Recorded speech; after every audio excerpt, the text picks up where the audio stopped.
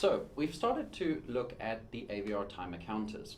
Now timer counters are very closely related to the frequency at which the AVR operates, and so I'm going to show you how to actually measure the frequency by using the clock out fuse to put the CPU frequency directly out on a port pin.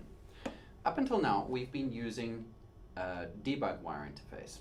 Now if we had ISP programmed and we wanted to choose debugWIRE, we would simply get a question: failed to launch debugWIRE, do you want to use SPI to enable the debugWIRE fuse? If you say yes, then next time you click program,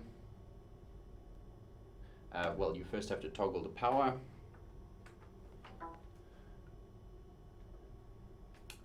And now you would have the option of programming the part. However, if we wanted to now switch to ISP mode, the best way to do this is to actually first debug.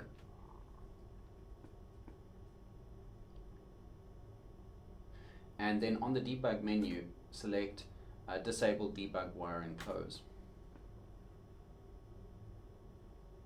So now you're actually able to select ISP. So you can select the device programming dialog and apply ISP, and you're now able to read a device signature.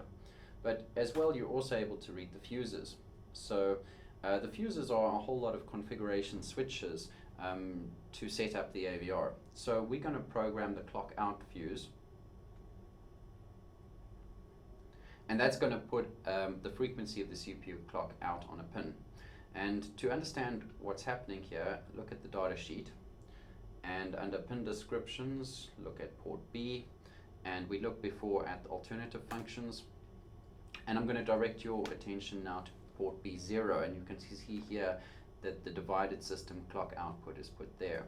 So to read what this says, regardless of, it will also be output during a reset, so regardless of the port B0 and data direction B0 settings. So that's what we're going to do. We've set up a scope to measure the output of this pin, and we can see that we are running at 16 megahertz, which is what we expect. However, this board comes with two options. I'm able to take off the power and put it on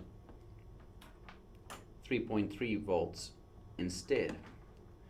And we can see here that this board is set up to get a system clock frequency of 8 megahertz. So the CPU is clocked at 8 megahertz if running at 3.3 volts.